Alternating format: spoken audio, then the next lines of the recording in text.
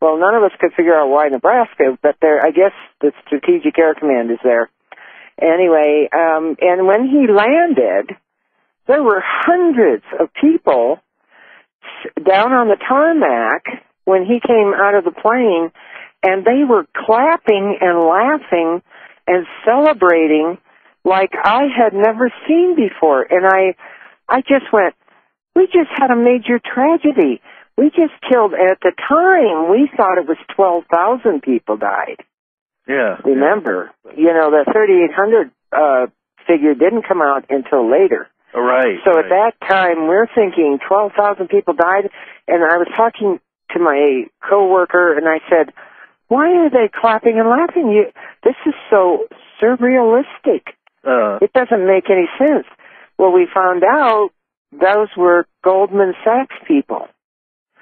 Wow. Those were Goldman Sachs people, and not anyone from Goldman Sachs got killed. They were all at that meeting, a meeting in same way with J.P. Morgan, I believe, who are also in the Twin Towers building. They were all at the airport greeting the president when he landed. Wow. And celebrating and clapping. Because and I never saw a replay of that again. Well, and probably never will. Yeah. Well, I wouldn't say that. No? Let me tell you, I saw so much that day on Raw Live Feed that I never saw again, right? For years. In fact, I got married since then. I had my husband, I used to tell him, and he wouldn't believe me. And finally, one day, PowerPoint put out a video that someone had gotten clips of the video film to PowerPoint surreptitiously, and he put them together. Oh. And we watched. I ordered the video, and because I had to see it, and I ordered the video, and we played it together. My husband and I, we played it, and there it all was. It was all there except for the one scene, and I cried. I cried because do you know how hard it is to hang on, to know what you saw, and have everything around you, everything, say that you didn't see what you saw. Yeah. It is hard to hang on to that. Yeah. And even my friend, when I asked her, I said, you saw all this, right? And she said, oh, yeah, And even that night when the news came out and it was totally alien from what we saw during the day. It was completely different. Oh, yeah. And I asked, I called her and I said, am I crazy or, are they not showing what we saw today? And she goes, no, you're not crazy. They're not showing what we saw today. Yeah. But do you know that about 8 months later, she started questioning? I asked her again, and she goes, oh, no, we probably, misread that. And then eventually she was buying into, it was Arabs that did it. Well, then I would ask her, how did the Arabs get in the building to plant the charges? That's what, I need an answer to that question. Right. Yeah. and she couldn't answer it. Yeah. But she wouldn't go back and remember. She just... Wow. So that changed my life. I literally started on the Internet for the first time and started with MSNBC, and then they got started censoring. And because I started doing research, I worked 3 years as a legislative research analyst. Wow. And chief of staff for a House of Representatives committee in Washington State. And I learned how to research and to keep my bias out of it. And so I started researching, and I would then post what I found on MSNBC. Well, they started censoring. So then I had to find other forums, and of course I got called tinfoil hat, conspiracy nut. Right. I got called anything but a human being. Wow. it was, but I wouldn't give up. I couldn't. Yeah. The truth was there, and it had to be, it had to be said. Well, Vatic Project got started because the censorship and the banning was increasing. Uh-huh. Yep. And that was a year ago. I had a friend who, I was posting about Goldman Sachs before all this stuff came out about Goldman Sachs. And I had done research and found out a lot of stuff, and I was posting it on these different sites, right and left. Wow. Newsmax on the right and Alternate on the left. Uh-huh. And they would literally literally ban me. Wow. And anybody who followed me, behind me, they were banning them too. Wow. Yeah, and so then I wondered about that. It was the right and the left. So then I discovered the concept of controlled opposition press. Uh-huh, yep. Tell us about that. Tell us about that. Yeah. Controlled opposition press. Well, have you ever read the Protocols of the Elders of Zion? It might have been a while back. Yeah, number 12 is about the 3 different presses that they created, that they master planned how to develop the press. And this was written 100 years ago. The first, what they call their first battery of press is their press, those that will always put out what they want published. Well, that's our mainstream press. Okay. So like Fox News is, basically mainstream press. So is MSNBC on the left, but they're always going to be promoting what the bankers want out there. Okay, right. What I call the Rothschild Zionist bankers. That's who's doing all this at this level. Yeah. Remember, there's levels. Right.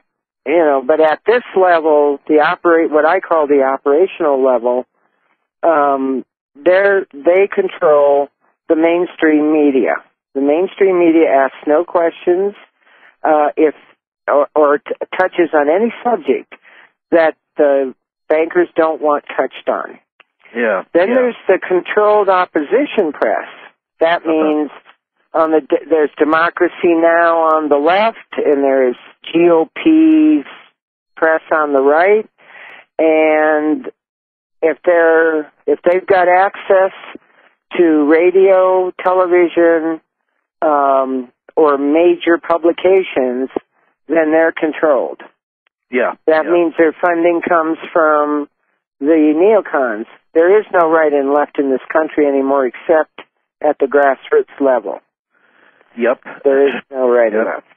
I totally agree with you, and that's one of the biggest illusions that people are going to have to come to grips with if they're going to see clearly, is that the division between right and left is an artificial one, and it's created to manipulate and keep us enslaved and confused and fighting with each other so they can just keep sucking the money out with a vacuum cleaner. Yeah.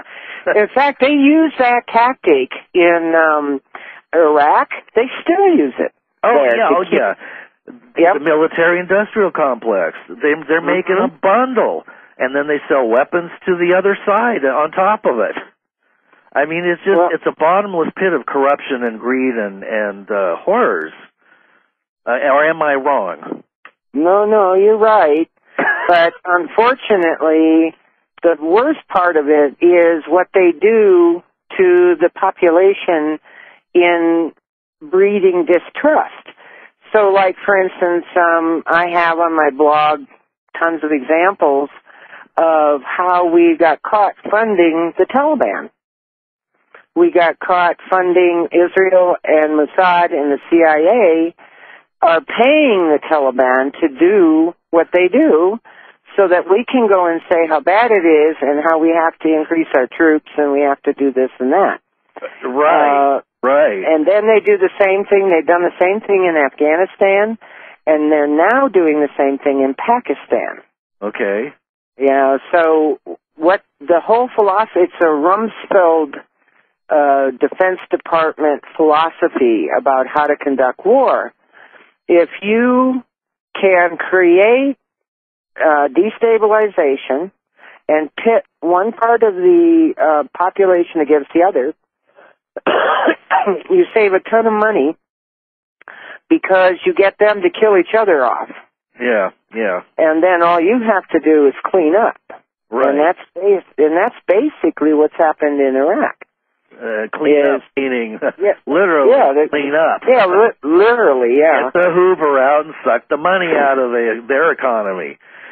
And they have destroyed that nation. They have destroyed it. That was one of the oldest cultures in the world.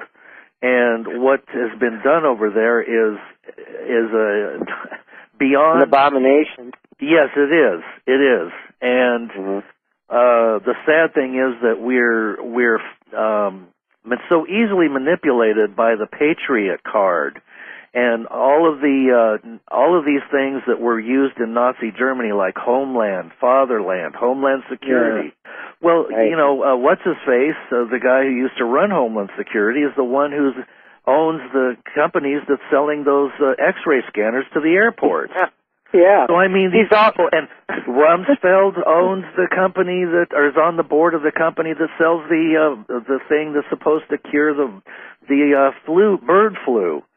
I mean, well, listen to this about Chertoff. He also is the man who wrote into the Patriot Act. Now, he wrote this in. He did it. Not Tennant, not anybody else. Chertoff did it. He wrote into the Patriot Act that Israel would be exempt, immune from any consequences of any happenings on 9/11. Wow. Now, that was like, he didn't think anybody'd pick up on it, but they did. Well, and we don't get this information. I know you don't, because the press is totally tied up. That's right. Controlled. That's right. It's totally controlled. It is. Now, we only got a half an hour left, so let's get into the juicy stuff. Oh, all right. Go for it. Okay, so I knew in my research, as I delved deeper into evil, and I saw for the first time the face of evil like I had never seen it before, and I'm not a young spring chick either. I'm an old broad here. Okay. I've been around, I've seen evil. I have never, ever seen evil like this. This was not human. And so that sent me down another rabbit hole. I had to understand who are these people? Why so many of them? And how did they all get all this power and money? I mean, to where they could then literally destabilize the entire globe. Right. How could this happen? Who are these people? They are not normal humans. So I stumbled, much to my delight, upon a 13-video series that I put up on my blog that was done by Michael Sarian. And it's called The Origins of Evil. And that series is worth taking the time to go and view it. Now, let me tell you why I think he has hit on something that scares the heck out of these guys, because that has been purged from my blog 3 times now. The videos have all been purged. Then I got that all fixed each time. Then I go back, I got a question on one of my commentaries yesterday, and I went back to pull up that series to answer the question, and to get the link, to answer the question. And guess what? The blog isn't even where it was originally. Oh my gosh. I couldn't find it anywhere. I went to Google because usually if I can't find something on my own